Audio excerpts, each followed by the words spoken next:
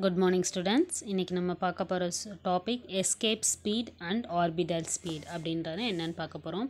So escape speed அப்படின்னா என்ன அர்த்தம்னா, நம்ம ஒரு ஆப்ஜெக்டை கிரவுண்ட்லேருந்து மேலே தூக்கி போட்டு, அதாவது உங்களோட வானத்தை நோக்கி விட்டு எறிஞ்சிங்க அப்படின்னாக்கா அதோட ஸ்பீடு வந்துட்டு ஒரு பர்டிகுலர் டிஸ்டன்ஸ்க்கு மேலே போயிடுச்சு அப்படின்னா இட் கான் அவே, அதாவது அந்த பொருள் வந்துட்டு நான் திரும்பி பூமியை நோக்கி வராது அப்படிங்கிற மெயின் கான்செப்டை தான் நம்ம இதில் பார்க்க போகிறோம்.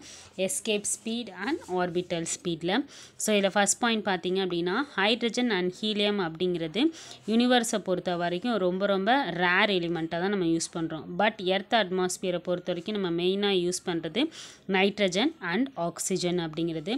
ஸோ இது என்ன ரீசன், எதனால் வந்துட்டு எர்த் அட்மாஸ்பியரில் நம்ம ஹைட்ரஜனையும் ஹீலியமையும் வந்துட்டு யூஸ் பண்ணலை அப்படிங்கிறதுக்கு ரீசன் என்னன்னு பார்த்தீங்கன்னா, ஒரு ஆப்ஜெக்டை நம்ம த்ரோ பண்ணுறோம். ஸோ ஒரு இனிஷியல் ஸ்பீடில் ஒரு சர்டைன் ஹைட்டுக்கு நம்ம தூக்கி போடும்போது என்ன பண்ணுது, fall back to the earth, திரும்பி எர்த்தை நோக்கி என்ன பண்ணும், கீழே வந்து விழுந்துடும். அதே சேம் ஆப்ஜெக்டை வேகமாக ஹை ஸ்பீடோடு நீங்கள் கொடுத்தீங்க அப்படின்னாக்கா கிரேட்டர் ஹைட் ப்ரீவியஸ் ஒன்னை விட இன்னும் அதிகமாக மேலே போயிட்டு திரும்பி கீழே வந்து விழுந்துடும். பட் ஆனால் என்ன கொஸ்டின்னு பார்த்தீங்க அப்படின்னா, what should be the speed of an object thrown vertically up that it escapes the earth gravity. So ஒரு ஆப்ஜெக்டை ஒரு பர்டிகுலர் ஸ்பீடுக்கு மேலே நம்ம விட்டு வெர்டிக்கல் அப்பில் நம்ம கொடுக்கும்போது எந்த ஒரு ஆப்ஜெக்ட் வந்துட்டு அந்த எர்த்தோட கிராவிட்டியை தாண்டி மேலே போயிடுதோ would never come back. So எர்த்தோட கிராவிட்டியை தாண்டி உங்களோட கிராவிட்டியை, அதாவது நிலவில் இருக்கிற அந்த கிராவிட்டியை நோக்கி அது போயிடுச்சு அப்படின்னா அப்போ அதோட ஆப்ஜெக்ட் வந்துட்டு இது என்ன பண்ணும் அப்படின்னா இட் நெவர் பேக் அப்படிங்கிறாங்க. ஸோ இதை நம்ம இங்கே பார்க்க போகிறோம். ஒரு ஆப்ஜெக்டோட மாஸ் எம் எடுத்துக்கிறோம் எர்த்தோட சர்ஃபேஸ்லேருந்து. அதோட இனிஷியல் ஸ்பீடு பார்த்தீங்கன்னா v i. Initial total energy of the object என்னன்னு பார்த்தீங்கன்னா e i is equal to ½ mv² minus gm me by re அப்படின்ட்டு. ஸோ me அப்படிங்கிறது mass of the earth and RE அப்படிங்கிறது radius of the earth. and initial speed பார்த்தீங்க அப்படின்னா potential, அதாவது எந்த ஒரு ஆப்ஜெக்ட் நம்ம கீழேருந்து மேலே தூக்கி போட்டாலும் அது ஒரு ஹைட்டை பொறுத்து தான் இருக்குது. ஸோ ஹைட்டை பொறுத்து நம்ம ஒரு எனர்ஜியை கேல்குலேட் பண்ணும்போது அது என்ன எனர்ஜின்னு பார்த்தீங்கன்னா பொட்டன்ஷியல் எனர்ஜி. ஸோ பொட்டன்ஷியல் எனர்ஜியோட மாஸ் பார்த்தீங்க அப்படின்னா எம். ஸோ ஏன் நம்ம நெகட்டிவ் சைன் யூஸ் பண்ணுறோம் அப்படின்னா டுவர்ட்ஸ் அப்வர்ட்ஸாக இருக்குது. ஸோ அதாவது கிராவிட்டிக்கும் ஆப்போசிட்டாக நம்ம ஒரு ஃபோர்ஸ் கொடுக்குறனால நம்ம அந்த இடத்துல நெகட்டிவ் சைன் யூஸ் பண்ணுறோம். ஸோ நெக்ஸ்ட் ஒன் பாருங்கள். ஒரு ஆப்ஜெக்டை வந்துட்டு ஒரு பர்டிகுலர் ஹைட்டுக்கு நம்ம ஒரு ஃபாராவே எர்த்துலேருந்து ஃபாராவே தூரத்துக்கு நம்ம விட்டறியும் போது அதை நம்ம என்னவா ட்ரீட் பண்ணிக்கணும் அப்படின்னா இன்ஃபினிட்டியாக ட்ரீட் பண்ணிக்கணும். அதாவது எவ்வளோ ஹைட்டுன்னே தெரியாது அப்படிங்கிறத நம்ம இன்ஃபினிட்டியாக சொல்கிறோம். அப்போது அதோட கிராவிடேஷனல் பொட்டன்ஷியல் எனர்ஜி இப்போ என்னன்னு பார்த்தீங்கன்னா 0. அப்போது கைனெட்டிக் எனர்ஜி 0வாக இருந்துச்சு அப்படின்னா டோட்டலாக ஃபைனல் எனர்ஜி, அந்த ஆப்ஜெக்டோட ஃபைனல் எனர்ஜி என்னன்னு பார்த்தீங்க அப்படின்னா 0ன்னு சொல்கிறோம். So minimum energy for minimum speed to escape, அதாவது மினிமம் எனர்ஜியிலே நம்ம கொடுக்குற மினிமம் எனர்ஜியில் எர்த்தோட கிராவிட்டியை தாண்டி எஸ்கேப் ஆகிடுச்சு அப்படின்னா மொத்தமாக அதோட கைனெட்டிக் எனர்ஜி வந்துட்டு என்னவாக இருக்கும் அப்படின்னா நான்-0ன்னு சொல்கிறோம். அப்போது தெரியாத ஒரு ஃபைனல் எனர்ஜியை நம்ம என்னவாக கன்சர்வ் பண்ணிக்கிறோம் அப்படின்னா EF is equal to 0.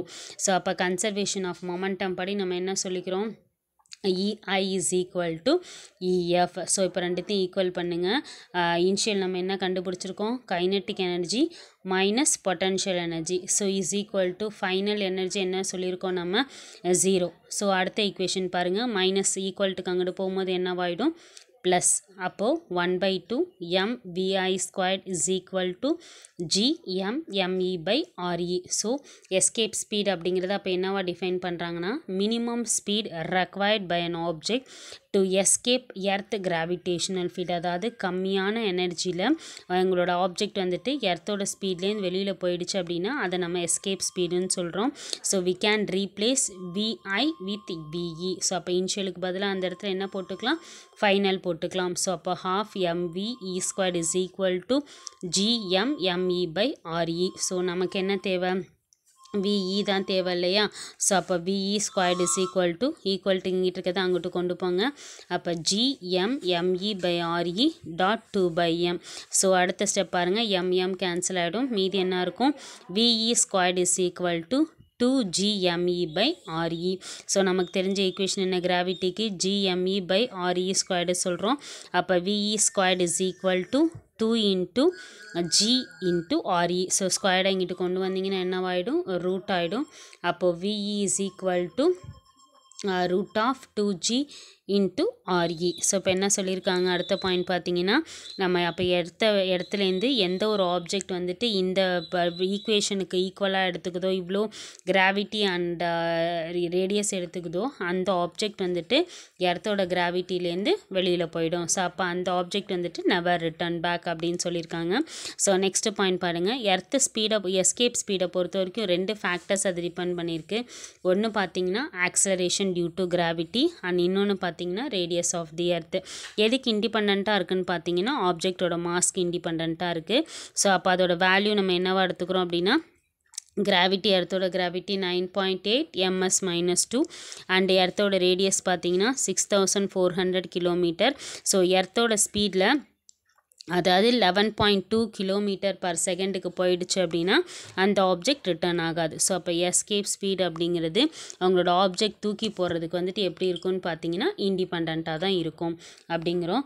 So whether the object is thrown, அப்போது எந்த ஒரு ஆப்ஜெக்டாக இருந்தாலும் நம்ம வெர்டிக்கலி அப்போ இல்லை ரேடியலி டவுன்வர்ட்ஸோ இல்லை டேஞ்சென்ஷியலாகவோ நம்ம கொடுக்குறோம் அப்படின்னா அதோட இனிஷியல் ஸ்பீட் அப்படிங்கிறது கண்டிப்பாக எஸ்கேப் எர்த் கிராவிட்டியை பொறுத்து தான் இருக்குது அப்படிங்கிறோம்.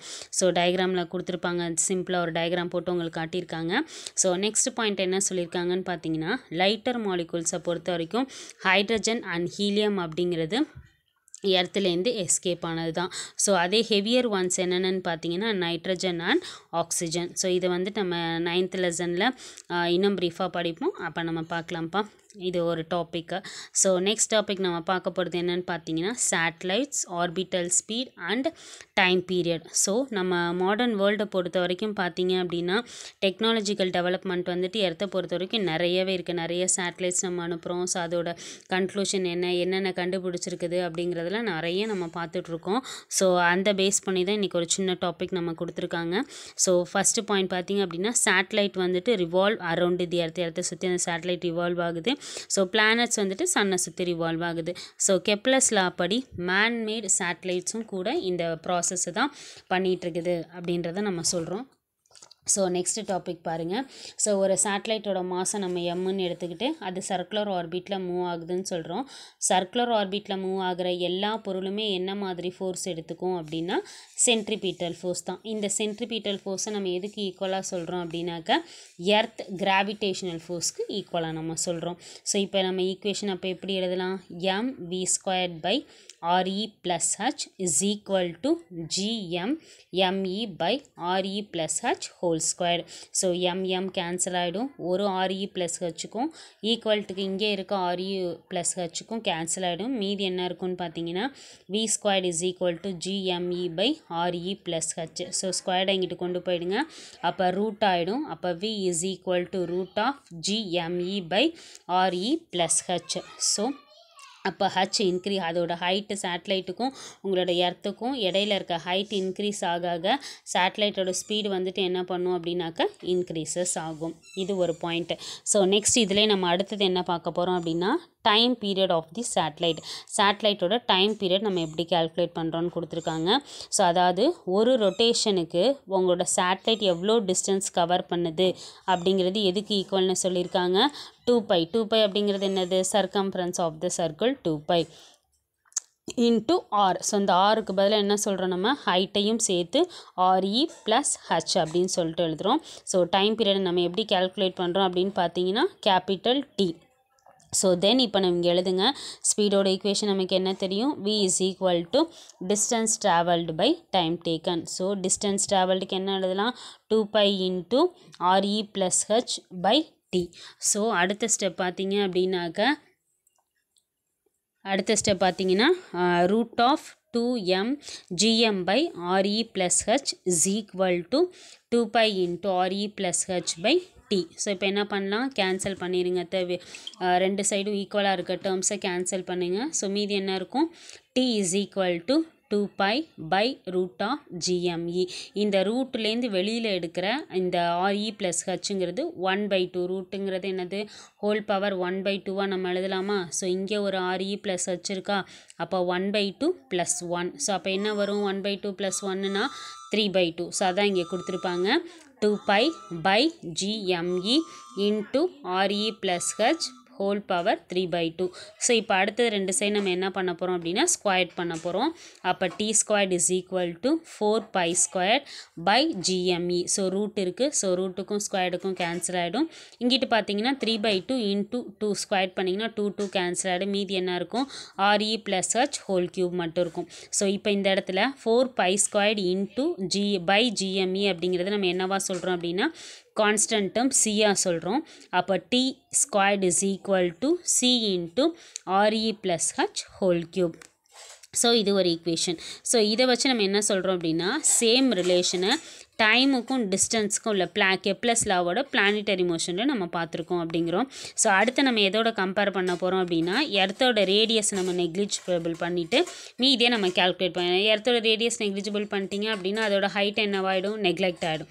ஸோ அப்போ மீதி என்னவா நம்ம கால்குலேட் பண்ண போகிறோம் அப்படின்னு பாருங்கள். So T squared is equal to 4π² by GME into RE cube. So அடுத்த ஸ்டெப்பில் என்ன பண்ணியிருக்காங்க, மல்டிப்ளையிங் அண்ட் அந்த RE க்யூபுங்கிறத ரெண்டாக பிரிச்சுருக்கோம்.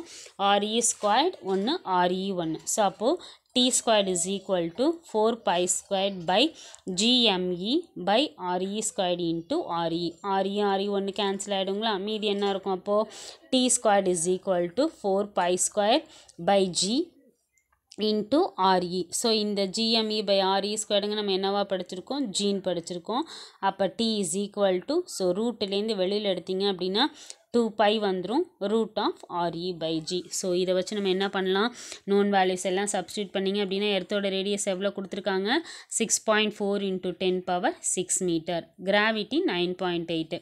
ஸோ டோட்டல் டைம் பீரியட் பார்த்தீங்க அப்படின்னா T வந்துட்டு எவ்வளோ செகண்ட்ஸ் கொடுத்துருக்கு, approximately or equal to 85 minutes கொடுத்துருக்காங்க. ஓகே, ஸோ நெக்ஸ்ட் இதோட ரிலேட்டான இன்னொரு டாப்பிக்கும் நம்ம இன்றைக்கி பார்த்துடலாம். Energy of an orbiting satellite. So இதோட டோட்டல் எனர்ஜி நம்ம கேல்குலேட் பண்ண போகிறோம். இப்போ நம்ம என்னென்ன சொல்லியிருக்கோம், டைம் பீரியட் படிச்சிட்டோம், சேட்டலைட்டோட ஆர்பிட்டல் ஸ்பீட் என்ன, எஸ்கேப் ஸ்பீட் என்னங்கிறதெல்லாம் நம்ம இப்போ பார்த்தோம். ஸோ இப்போ நம்ம பார்க்க போகிறது அந்த ஆர்பிட்டிங் சேட்டலைட்டோட எனர்ஜி பார்க்க போகிறோம். ஸோ டோட்டல் எனர்ஜி நம்ம எப்படி கேல்குலேட் பண்ணுறோம் அப்படின்னா டிஸ்டன்ஸ் ஹைட் ஃப்ரம் த சர்ஃபேஸ்க்கு கேல்குலேட் பண்ணுறோம். அப்போ total energy of the satellite அப்படிங்கிறது என்னது, kinetic energy and potential energy. So potential எனர்ஜியோட ஈக்குவேஷன் எடுத்து எழுதுங்க. U is equal to minus GMS into GME by RE plus H. So MS அப்படிங்கிறது mass of the satellite, MEங்கிறது mass of the earth. So kinetic energy as usual நமக்கு என்ன தெரியும், 1/2 MS V squared. So orbital speed நம்ம என்ன படிச்சிருக்கோம், V is equal to root of GME by RE plus H. அடுத்தது இந்த வியோட ஈக்குவேஷனை கொண்டு போய் எதில் சப்ஸ்டியூட் பண்ண போகிறோன்னா கைனெட்டிக் எனர்ஜியில் சப்ஸ்டியூட் பண்ணுறோம். ஸோ அப்போ ஈக்குவேஷன் என்ன கிடைக்கிது, 1/2 GME MS by RE plus H. Okay, so next equation பாருங்கள். டோட்டல் எனர்ஜி அப்போ எப்படி கேல்குலேட் பண்ணியிருக்காங்க, kinetic energy plus potential energy. So அப்போது ஈக்குவேஷன் ரெண்டுத்தையும் சப்ஸ்டியூட் பண்ணி என்ன கிடைக்கிது, -GMS ME by 2 into RE plus H. So இந்த நெகட்டிவ் சைன் எதுக்காக போட்டிருக்கோம் அப்படின்னு பார்த்தீங்கன்னா சேட்டலைட் வந்துட்டு அதோட பவுண்டரில் இல்லாமல் it can not escape from the earth, எர்த்துலேருந்து எஸ்கேப் ஆகாமல் அந்த சேட்டலைட் எர்த்துக்குள்ளே பவுண்டாகி இருக்கிறது தான், அதனால தான் இந்த நெகட்டிவ் சைன் நம்ம இம்ப்ளை பண்ணுறோம். ஸோ அப்போ எர்த்துங்கிறது இன்ஃபினிட்டி ஆகிடுச்சு அப்படின்னா டோட்டல் எனர்ஜி 0 ஆகிடும். ஸோ இதுதான் இன்னைக்கு கொடுத்துருக்குது. ஸோ இது எல்லாமே ஒரே டாபிக் சேர்ந்தது, escape speed, orbital speed, time period and orbiting சேட்டலைட்டோட எனர்ஜி. ஸோ பாருங்கள், எதுவும் டவுட் இருந்துச்சுன்னா கேளுங்க. தேங்க்யூப்பா.